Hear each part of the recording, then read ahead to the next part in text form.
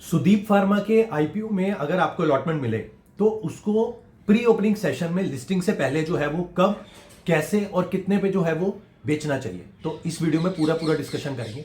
सबसे पहले मैं आपको बता दूं, प्री ओपनिंग सेशन जो होता है वो 9 बजे शुरू होता है लिस्टिंग डे पे। इसकी जो लिस्टिंग है वो 28 नवंबर को होने वाली है। सुबह 10 बजे होगी बीएससी और एनएससी के टर्मिनल पर। अब लिस्टिंग से पहले जो है प्री ओपनिंग सेशन होता है। प्री ओपनिंग सेशन कब शुरू होता है? 9 बजे शुरू होता है और 9:40 तक चलता है।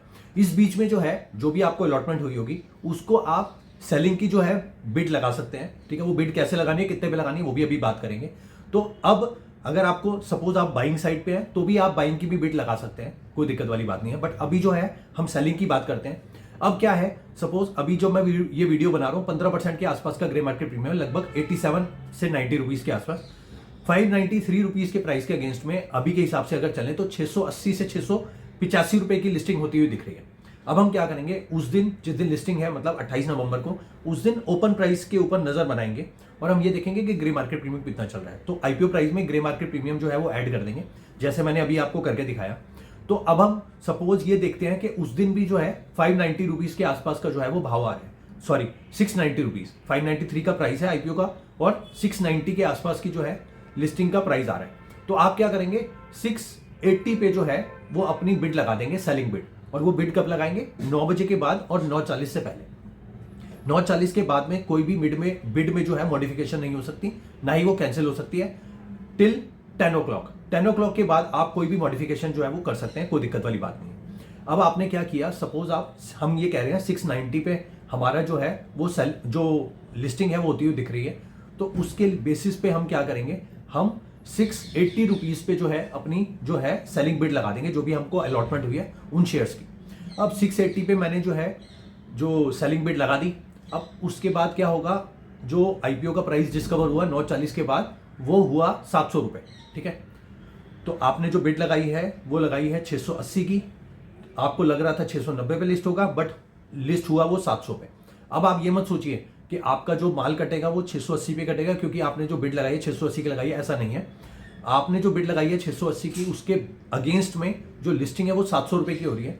तो आपका जो माल पूरे का पूरा कटेगा वो 700 रुपए पे कटेगा। ठीक है, जितने भी आपने शेयर्स की बिड लगाई है वो सारा का सारा जितनी भी शेयर्स हैं वो पूरे के पूरे जो है 700 रुपए के भाव पे आपको बिकते हुए दिखेंगे 9:40 के बाद में। ठीक है, मतलब 9:40 से के बाद में 9:45, 9:48, 9:50 तक आपका माल बिक जाएगा, आपके डीमेट अकाउंट में पैसे भी शो हो जाएंगे।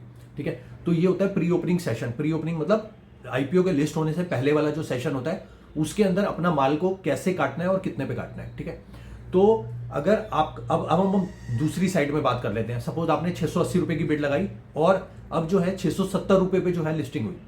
तो 670 पे अगर लिस्टिंग होगी तो आपका जो बिड है वो ओपन ही रहेगा, क्योंकि आपकी जो बिड है वो लिस्टिंग प्राइस से ऊपर की बिड है।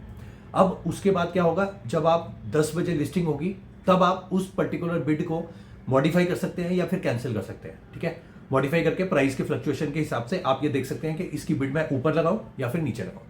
तो इस तरीके से जो है प्री ओपनिंग सेशन काम करता है। ये जो पर्टिकुलर प्री ओपनिंग सेशन है ये हर एक आईपीओ के लिए इसी टाइप से काम करता है। मतलब 9 बजे से लेकर 9:40 तक प्री ओपनिंग सेशन की बिड लगती है, 10 बजे तो जो है आईपीओ की लिस्टिंग होती है।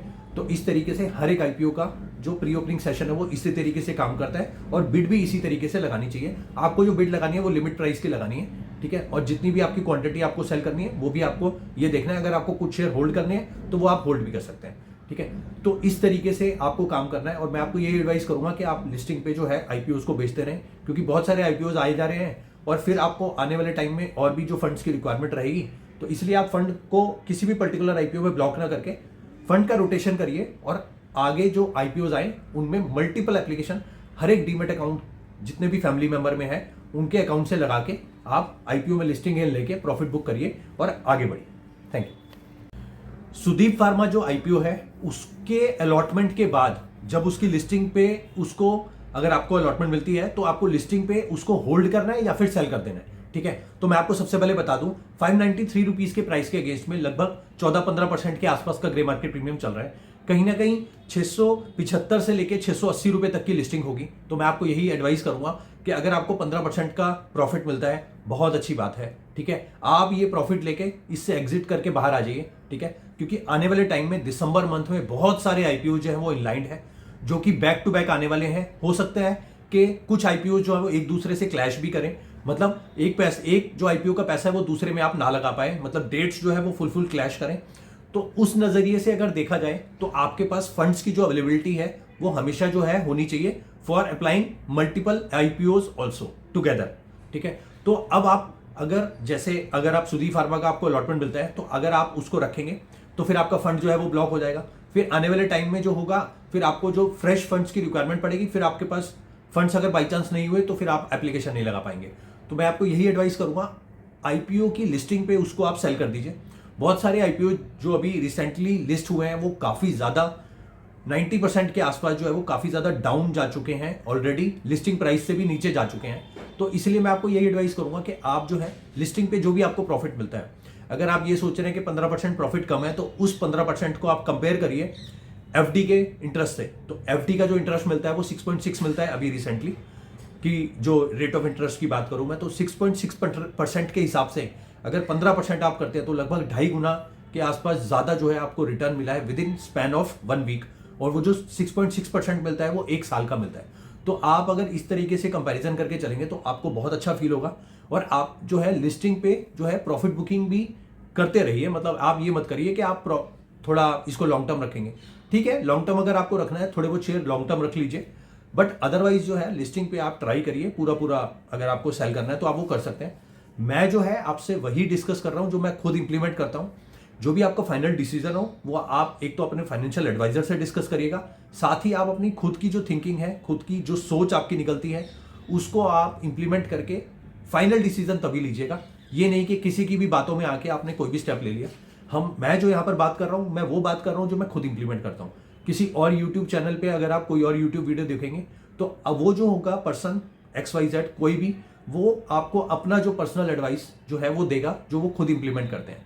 तो मैं भी आपको यही एडवाइस दूंगा कि आप सबकी एडवाइस सुनिए, मतलब भगवान ने 2 कान दिए हैं, ठीक है, तो 2 कानों से आप सबकी सुनिए, बट जो करिए वो अपनी मन की करिए कि आपका मन जो है वो क्या कहता है। अगर आपका मन कहता है कि आपको होल्ड करना है तो आप होल्ड करिए, कोई दिक्कत वाली बात नहीं है। बट मैं आपको यही एडवाइस करूंगा कि आप जो है बाकी आईपीओज में जो है वो पार्टिसिपेट करिए, and that too with multiple demat accounts. Multiple demat accounts मतलब जितने भी आपके फैमिली मेंबर्स हैं, अगर उनके अभी तक डीमेट अकाउंट नहीं है तो आप उनके ओपन करवाइए, अपने बच्चों के ओपन करवाइए, HUF का डीमेट अकाउंट ओपन करवाइए, जिससे आप मल्टीपल एप्लीकेशन जो है वो हर एक आईपीओ में लगा सके और आपकी अलॉटमेंट की जो संभावना है वो बढ़े, और फिर आपको जो अलॉटमेंट मिले उसको आप लिस्टिंग पे बेच के लिस्टिंग गेन भी जो है वो पाएं, और फिर आप जिंदगी में आगे बढ़ें। Thank you.